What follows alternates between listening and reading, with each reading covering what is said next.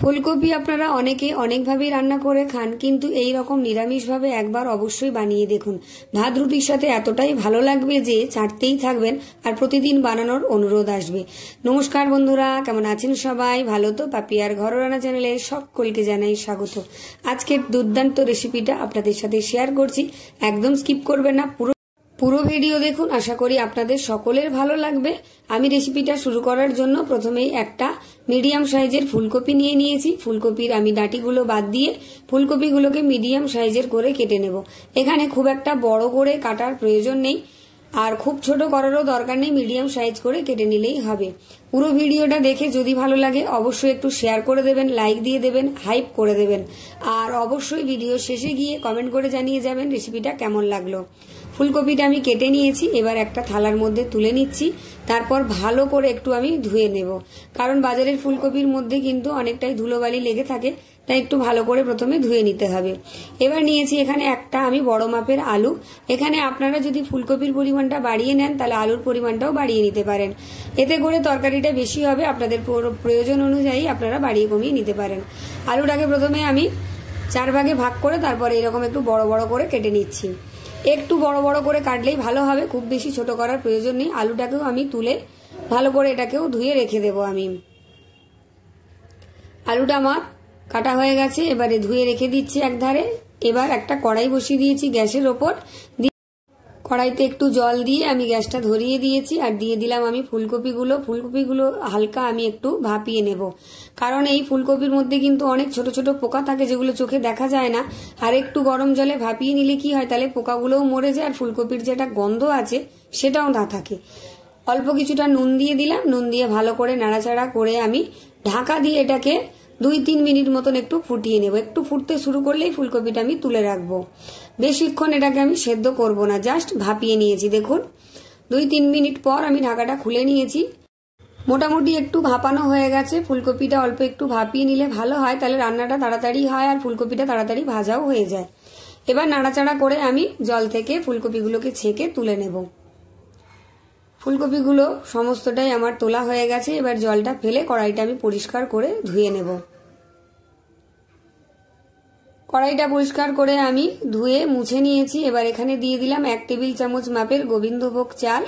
এটাকে আমি হালকা আঁচে নেড়ে চেড়ে একটু ভেজে নেব, তবে খুব একটা লাল লাল করে ভাজবো না, একদম সাদা হয়ে যাবে, ঠিক খইয়ের মতো দেখতে লাগবে, তখনই এটাকে নামিয়ে নেব। আর এই গোবিন্দভোগ চালটা যদি আপনারা এই ফুলকপির রান্নায় দেন তাহলে যেমন সুন্দর একটা গন্ধ পাবেন তেমনি সুন্দর একটা স্বাদ পাবেন। দেখুন এখানে কিন্তু ভাজা হয়ে গেছে, দেখে বুঝতে পারছেন কতটা ভেজেছি, খুব বেশি লাল করিনি। এবার এটাকে একটা বাটির মধ্যে তুলে আমি ঠান্ডা করে নেব। এবার ওই কড়াইয়ের মধ্যে আমি দিয়ে দিচ্ছি কিছুটা সাদা তেল। তেলটাকে খুব ভালো করে গরম করে নেব এবং কড়ার চারিদিকটা খুন্তি দিয়ে খুব সুন্দর করে ছড়িয়ে দেব। আপনারা এখানে সর্ষের তেলও ব্যবহার করতে পারেন, তবে আমি সাদা তেল দিলাম। এবার আমি ভাপিয়ে রাখা ফুলকপিগুলো গরম তেলের মধ্যে দিয়ে নাড়াচাড়া করে ভেজে নেব, এতে করে ফুলকপিগুলো বেশ সুন্দর করে ভাজাও হবে আর বেশি তেল খরচও হবে না। ফুলকপি ভাজতে অনেকটাই তেল লাগে, আর সর্ষের তেলে ভাজলে অনেকটাই তেল টেনে নেয়, তাই সাদা তেলে ভাজবেন, তেলটা একটু কম লাগবে। অল্প কিছুটা আমি হলুদের গুঁড়ো দিয়ে দিলাম, যেহেতু নুন দিয়ে আমি ফুলকপিগুলো ভাপিয়ে নিয়েছিলাম তাই এই পর্যায়ে আমি নুন দিলাম না, পরে রান্নার মধ্যে আমি পরিমাণ মতো নুন দিয়ে নেব।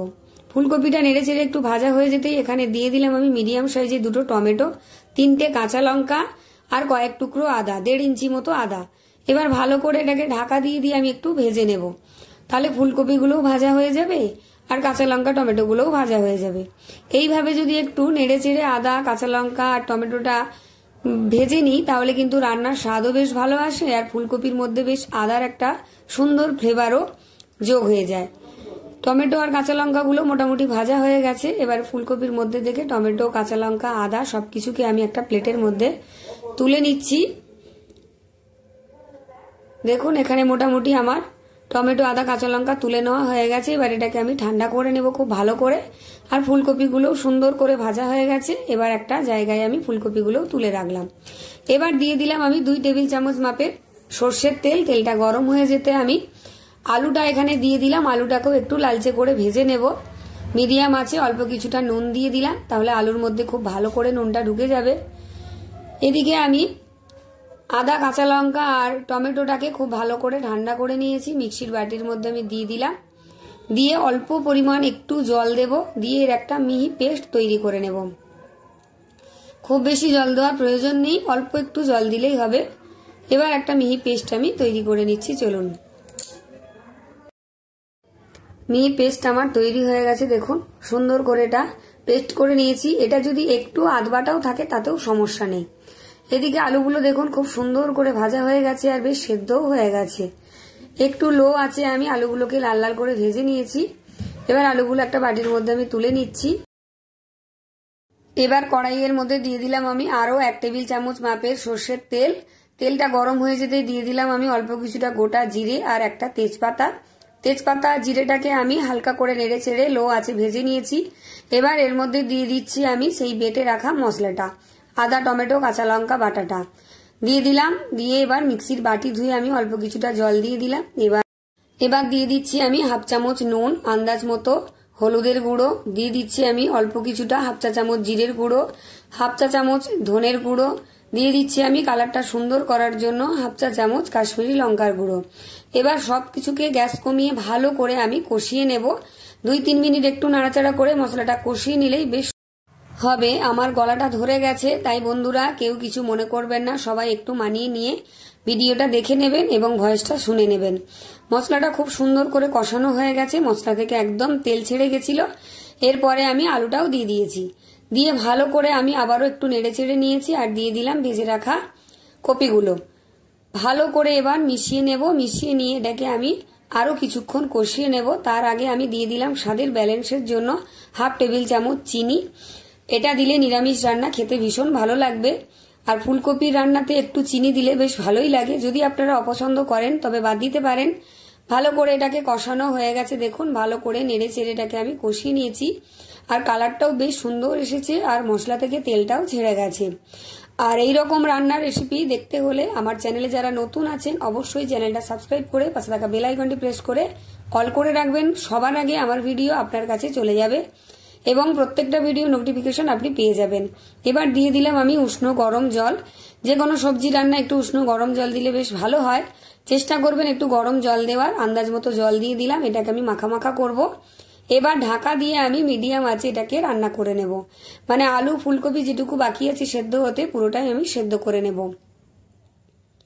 এদিকে যে চালটা আমি ভেজে রেখেছিলাম সেই চালটা হামানদিস্তার মধ্যে নিয়ে নিলাম। নিয়ে এবার ভালো করে একটু চেপে চেপে গায়ের জোরে এটাকে গুঁড়ো করে নেব। আপনারা চাইলে মিক্সির বাটিতে বা শিল নোড়াতেও এটা গুঁড়ো করে নিতে পারেন।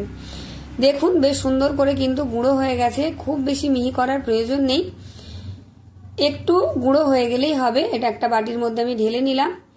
দেখুন দেখি বুঝতে পারছেন একটা পাউডার তৈরি হয়ে গেছে। এটা রেখে দিচ্ছি এক ধারে। এবার আমি 3-4 মিনিট পর ঢাকাটা খুলে নিলাম। ভালো করে একটু নাড়াচাড়া করে দেখে নেব আমি আলুটা ঠিকঠাক সেদ্ধ হয়েছে কিনা আর ফুলকপিটাও ঠিকঠাক সেদ্ধ হয়েছে কিনা। আলু বেশ সুন্দর করে একদম সেদ্ধ হয়ে গেছে আর ফুলকপিগুলো বেশ সুন্দরভাবে সেদ্ধ হয়ে গেছে। দেখেই বুঝতে পারছেন আলু ফুলকপি সবই সেদ্ধ হয়ে গেছে। নেড়ে চেড়ে নিচ্ছি আর ঝোলটা কিন্তু অনেকটাই কমে এসেছে। এবার এর মধ্যে আমি দিয়ে দেব সেই গোবিন্দভোগ চালের গুঁড়োটা। এটা দিলে একটা সুন্দর গন্ধ আসবে আর স্বাদটাও ভালো হবে আর ঝোলটা বেশ একটু ঘন ঘন মাখো মাখো হবে। একবার দিয়ে খেয়ে দেখবেন, ভীষণই ভালো লাগবে। ভালো করে একটু নাড়াচাড়া করে এটাকে মিশিয়ে নেব। রান্নাটা কিন্তু খুব তাড়াতাড়ি হয় আর যে কোনো নিরামিষ দিনে আপনারা বানিয়ে নিতে পারেন রাতে অথবা দুপুরে। আর রুটি ভাত যে কোনো কিছুর সাথে কিন্তু ভীষণ ভালো লাগবে, পোলাওয়ের সাথেও খুব ভালো লাগবে। এবার ওপর থেকে দিয়ে দেব আমি একটু ভাজা মশলা। এই ভাজা মশলাটা আমি বাড়িতে তৈরি করে রেখেছি। এর মধ্যে আছে ধনে, জিরে, গোটা গরম মশলা, জোয়ান, গোলমরিচ, মৌরি, তেজপাতা আর আছে অল্প একটু জয়িত্রী। ভালো এগুলোকে হালকা করে ভেজে আমি গুঁড়ো করে মশলা তৈরি করে রেখে দিয়েছি। নিরামিষ রান্নায় দিলে কিন্তু খেতে ভীষণ ভালো হয়। এখান থেকে আমি হাফ টেবিল চামচ মশলা ওপর থেকে একটু ছড়িয়ে দিলাম। ভালো করে একটু নাড়াচাড়া করে নিচ্ছি। এতে আর গরম মশলা দেওয়ার কোনো প্রয়োজন নেই। এতে স্বাদও যেমন সুন্দর আসে, রংটাও ভালো আসে, সুন্দর একটা গন্ধও বেরোয় এই তরকারিটা থেকে। মানে যে কোনো রান্নায় দেবেন সুন্দর একটা গন্ধ আসবে।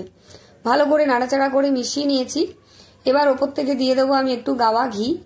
নিরামিষ রান্নায় ঘি দিলে তো ভালোই লাগে, আপনারা সবাই জানেন। একটু গাওয়া ঘি দিয়ে দিলাম আর দিয়ে দেবো আমি অল্প কিছুটা ধনেপাতা কুচি ওপর থেকে একটু ছড়িয়ে দিলাম। দিয়ে এবার আমি ভালো করে নাড়াচাড়া করে গ্যাসটাকে বন্ধ করে দেব। গ্যাসটাকে একদম লোতে রেখেছি।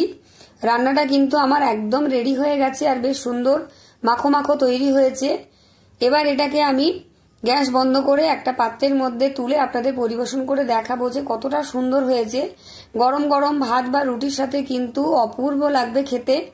একবার খেলে বারবার বানাতে ইচ্ছে করবে। আর এখন শীতের সময় ফুলকপি রেসিপি কিন্তু সকলেই ভালোবাসবে, খেতেও ভীষণ ভালো লাগবে।